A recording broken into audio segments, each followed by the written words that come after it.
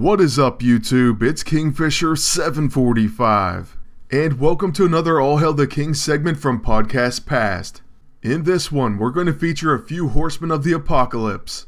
But before we take a look into the past, I want to remind everyone that you can find current podcasts at www.thehelicarrier.com and also on Blog Talk Radio / From the Helicarrier. Now, as far as this video is concerned, I do apologize that it is a day late. The reason for this is because there's a brand new PvP tournament, and so that just pushed it back one day. Don't worry, I will also have a new episode on Friday, but I do have to say a new season does present a few problems.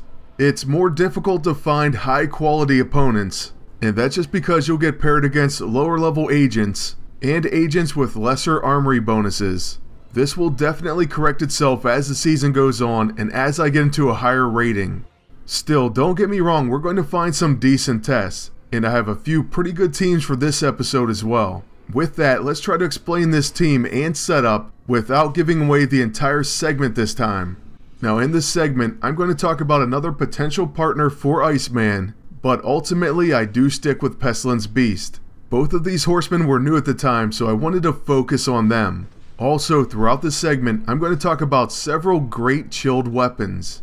Since then, however, there has been the release of one of the greatest items of all time, and that's the weather control device. Since it can apply chill to an entire enemy team, it definitely deserves a place on our new setup. The other improvement involves an armor change. See, back then the Bruiser Safeguard uniform didn't exist, and so you had to use a protect weapon. This uniform is amazing because it replaces a protect weapon and puts it on the suit.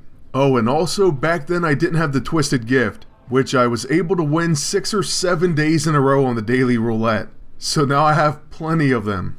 Basically, as far as current viability, what we're looking at is can 2 of the horsemen win in today's PvP, focusing on chilled and death frost, and heavily debuffing the opponents.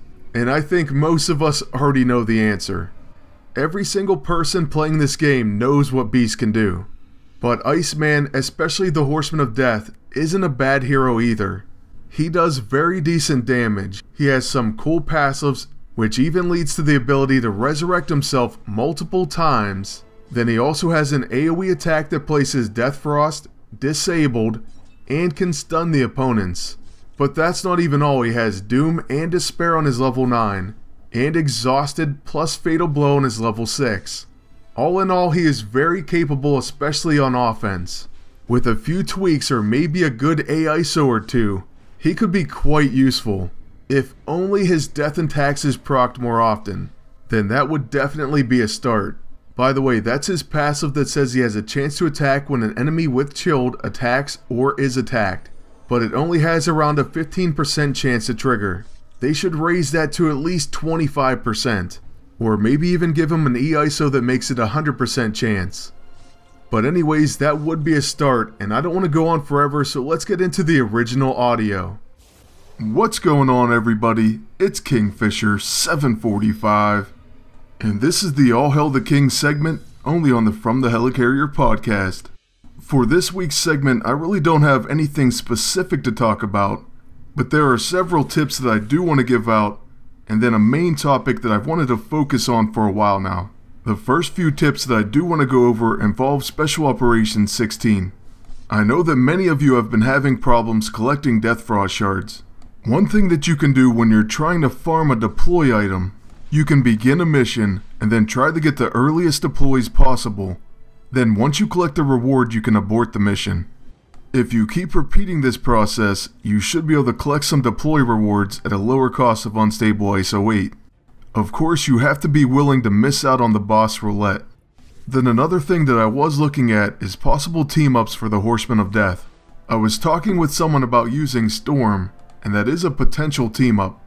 She does have a move called Blizzard, which will place chilled on all the enemies, and it also gives her the buff Elemental Mastery. Then her ultimate move, her level 9 Tornado, has something called Squall Line. It exploits chilled and triggers static charge if Storm has Elemental Mastery. And then of course Iceman also deals with chilled. His abilities often apply it, or they take advantage of it. For instance, his level 1 has Cold Snap, Attacks against chilled targets are guaranteed to crit. Then potential weapons for your agent include Laffy's Needle and the Freezer. Laffy's Needle applies chilled when attacked by melee, and then it also causes Death Frost when you use it. Death Frost counts as chilled for any actions that affect chilled, and this is also the debuff that the Horseman of Death will cause rather than chilled. Then possibly one of my favorite items that involves chilled is the Freezer. It applies chilled when you use it, and it has Cold Snap, so attacks against chilled targets are guaranteed to crit. This weapon is also perfect for a protector, because it has something called Icing Up, chance to build ice every turn, increasing defense. The Twisted Gift is another really good weapon that could go along with this setup, since it can apply Death Frost to all enemies as well. Then for a few honorable mention weapons, the Staff of Ice and the Memento Mori. Those both cause Death Frost as well. Now what I believe I'm going to try for my video for this week is a Horseman of Pestilence and Horseman of Death team up. So first I'm going to use Beast for Paradise Lost, that way our debuffs don't get removed. Then I'm going to use the Horseman of Death, and I'm probably going with the Blaster version. Now luckily he does have Cold Day, which applies Death Frost to all enemies. That's his level 2 attack. It goes perfectly with his passive ability Death and Taxes, which says he has a chance to attack when an enemy with chilled attacks or is attacked. Then with my agent I will be using the Memento Mori. So it does cause Death Frost. It also will cause Doom and Despair, and that's because I'm going to use it with two other pieces of the Horseman set, the Ex-Oblivion and the No Mercy. Now for the last item, I really wish I could equip two more instead of just one. It's going to come down to a protect weapon, the Orfrost Mace, or the Freezer. I really wish the Freezer had a protect built in, but it looks like we're going to go with the Orfrost Mace, and then that way I'll use the Empowered Bruiser Armor, along with the Big and Fast Empowered ISO 8, which if you didn't know, the official name is Vengeful Empowered ISO 8. Now if you don't have the pieces of the Horseman set, then maybe you could try the Orfrost Mace and the Freezer, and then you could go with pretty much anything, counterattack and debuff weapons, or even free weapons like the Dark Sigil. It used to be incredible, and now with Beast you can go ahead and use it once again.